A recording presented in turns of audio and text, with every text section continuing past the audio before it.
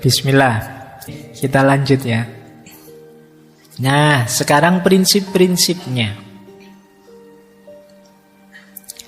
Yang pertama, prinsip hidup minimalis itu singkirkan segala yang mempersulit hidup, yang nambah-nambah kerjaan, yang ngeribeti saja, ngerepoti saja padahal tidak penting. Ya singkirkan saja. Kadang-kadang ada yang ada ndak di sini yang suka misalnya dengan ikan misalnya, terus beli akuarium. Awal-awalnya seneng, tapi lama-lama males ngurusi. Akhirnya ikannya mati, akuariumnya buang. Terus kapan-kapan kok seneng lagi, terus beli akuarium lagi, beli ikan lagi, tapi terus yang buang lagi. Ini namanya kamu ngeribeti dirimu sendiri, merepotkan dirimu sendiri. Kalau kamu merasa Pak saya itu ndak open, ndak telaten ngurus yang gitu-gitu, yo jangan menyiksa ikanmu dengan kamu ndak telaten. Jadi asik loh Pak kalau punya ikan atau kalau punya burung dan lain sebagainya. Loh kamu ndak open, ndak telaten, akhirnya bikin repot, bikin ribet, binatangnya yang tersiksa. Nah, singkirkan saja. Kasih ke orang atau siapa yang memang telaten dengan itu. Jadi jangan membeli, jangan memasukkan dalam rumahmu segala yang mempersulit hidupmu. Yang kedua, ini seperti tadi ya, cintai kekosongan. Jadi suka dengan kelegaan, kelonggaran. Kenapa sih kamu kalau masuk masjid itu rasanya lega, longgar, nyaman? Karena luas, kosong, tidak ada apa-apa. Tapi begitu kamu pulang masuk ke rumahmu, sumpek lagi, barangmu penuh, tidak karu-karuan. Ada baju yang nyentel di sana, ada baju yang di atas kasur, ada baju yang di kamar mandi, ada baju saja bisa ada di seluruh penjuru kamar. Belum buku, nanti ada buku yang di rak, ada buku yang di atasnya ada gelasnya, ada buku yang jadi ganjelnya apa. Buku saja ada di mana-mana. Ya pantas kamu masuk kamar terus rasanya kok sumpek ya Pak saya kalau masuk kamar. Salahmu sendiri. Kamarmu terlalu banyak barang yang tidak penting. Mbok sudah Mas yang itu dikasih temanmu atau disumbangkan kalau bakti sosial. Oh jangan Pak, ini ada sejarahnya Pak. Kamu kan sering begitu. Pak Dune kamu pelit. Oke ya, wong kadang-kadang sampah saja diambil pemulung kamu marah-marah. Wow ini jangan diambil ini padahal ya kamu sudah tidak pakai lagi. Bahkan kalau ada pemulung yang mau beli kan kamu nawarnya juga pakai harga tinggi. Padahal itu barang yang kamu buang, itu kan kamu tawar mati-matian. Padahal mereka yang pemulung yang membutuhkan. Nah itu kita sering begitu. Jadi yuk latihan mencintai kekosongan. Selama ini kita selalu mengidentifikasi diri dengan kepemilikan. Aku merasa sesuatu kalau memiliki sesuatu. Sekarang boleh dibalik. Aku bahagia justru ketika tidak banyak beban, tidak banyak kepemilikan, tidak banyak keterikatan. Oke lanjut. Ada lagi prinsip ketiga, konsep Damsari. Jadi ini istilah dari Jepang ya. Penolakan, penghapusan, dan pemisahan.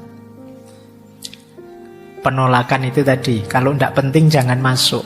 Penghapusan itu kalau sudah tidak berguna jangan eman-eman untuk dibuang. Pemisahan itu klasifikasilah barang-barangmu sehingga jelas ini barang apa, gunanya apa, untuk apa. Oh ini barang jarang dipakai, ini yang sering dipakai. Yang jarang dipakai taruh paling bawah, yang sering dipakai mungkin yang lebih atas. Ini namanya pemisahan. Barang-barangmu aturlah dengan kategori sesuai yang kamu inginkan. Nah ini nanti lebih mudah mendeteksi nilai gunanya tadi. Ini untuk apa, itu untuk apa, ini sering dipakai atau tidak, ini gunanya harian atau bulanan. Kan ada barang-barang kita itu yang jarang dipakai tapi ya memang penting, kita harus punya. Misalnya alat pertukangan tertentu seperti obeng, palu, itu kan jarang dipakai tapi ya sewaktu-waktu kita butuh. Wah, itu mungkin ditaruh di bawah atau di mana. Sementara yang sering dipakai ditaruh di atas. Baju misalnya, oh ini baju yang harian, ini baju mingguan, ini baju bulanan misalnya. Kalau daleman tiap hari dipakai mungkin tempat khusus yang bisa diakses tiap hari. Kalau jas mungkin karena dipakainya pas momen penting, pas wisuda atau kawin saja, ya mungkin ditaruh agak ke dalam dan lain sebagainya. Itu namanya pemisahan. Lebih mudah, tadi kan kita punya prinsip berdasarkan guna. Guna itu lebih mudah diakses kalau kita sudah terklaster. Itu namanya pemisahan. Penolakan, penghapusan, dan pemisahan. Terus prinsip keempat, konsumsilah hanya apa yang engkau butuhkan. Nanti ada dikotomi antara kebutuhan dan keinginan. Ada beda. Pak, saya ingin beli HP yang terbaru, itu keinginan. Beda dengan, Pak, saya butuh HP yang terbaru. Kalau memang butuh, belilah. Kalau memang hanya ingin, coba dievaluasi lagi. Apa benar kamu membutuhkan itu? Terus yang kelima, seperti tadi ya, kepemilikan bukan segalanya. Jadi yang jadi kuncinya adalah kemanfaatan. Yang terakhir, waktu tidak bisa diulang. Ini prinsip ya. Maksudnya apa? Kerepotan kita, stres kita, terbuangnya waktu, tenaga, biaya kita untuk ngopeni barang kecil-kecil yang tidak penting tadi, ya tidak bisa diulang, sudah lewat. Kita menghabiskan hidup secara tidak efektif, tidak bahagia. Karena keinginan kita yang tidak terkendali. Apa saja mau dibeli, mumpung murah Pak, mumpung diskon Pak, mumpung beli satu dapat satu Pak, mumpung, kan kita selalu begitu. Akhirnya ya jadinya kita tidak efisien dalam hidup, waktu kita terbuang. Oke, lanjut. Nah, sekarang manfaatnya, ini belum masuk ke filosofinya ya, masih praktis-praktis. Manfaat hidup minimalis yang pertama, hemat waktu, tenaga, biaya. Ini jelas ya.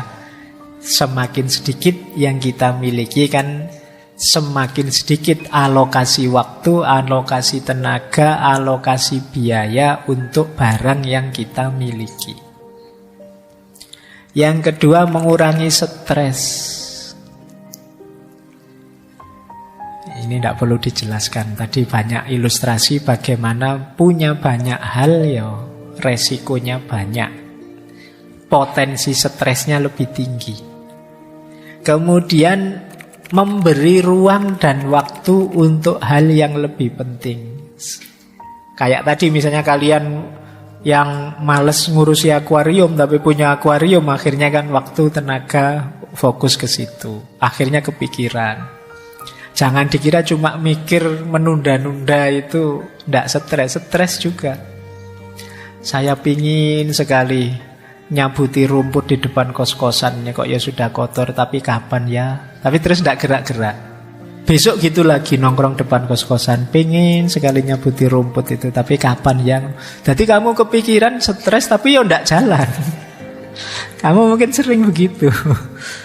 Jadi waktumu terbuang sia-sia. Yuk, efektifkan waktu. Jangan buang-buang waktu, tenaga, biaya untuk hal yang tidak penting.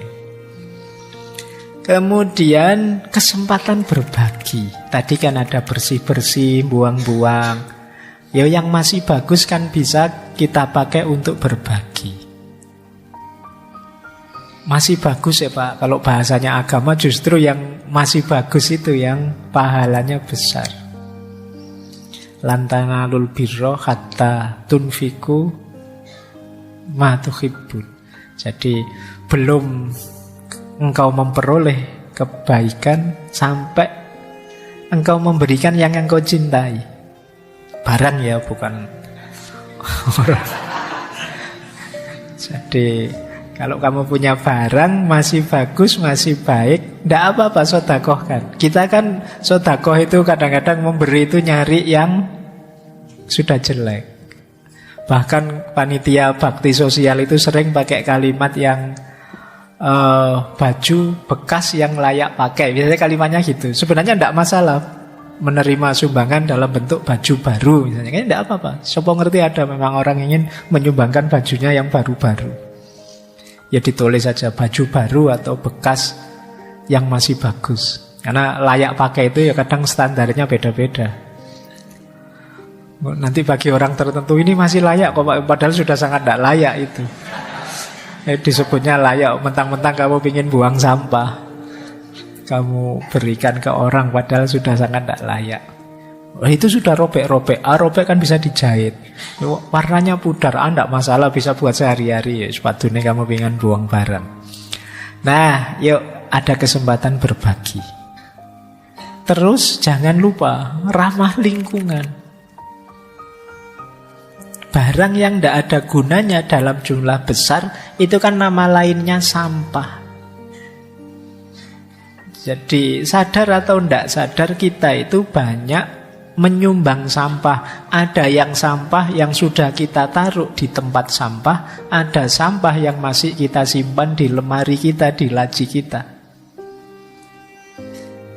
Kita sebenarnya ya kontributor sampah yang luar biasa. Maka ayo latihan minimalis.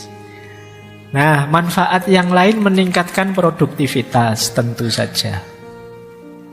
Kemudian meningkatkan kebahagiaan hidup karena rasa khawatirnya kecil. Ya kayak tadi loh, kamu punya barang baru, barang bagus, itu kan khawatirnya lebih besar.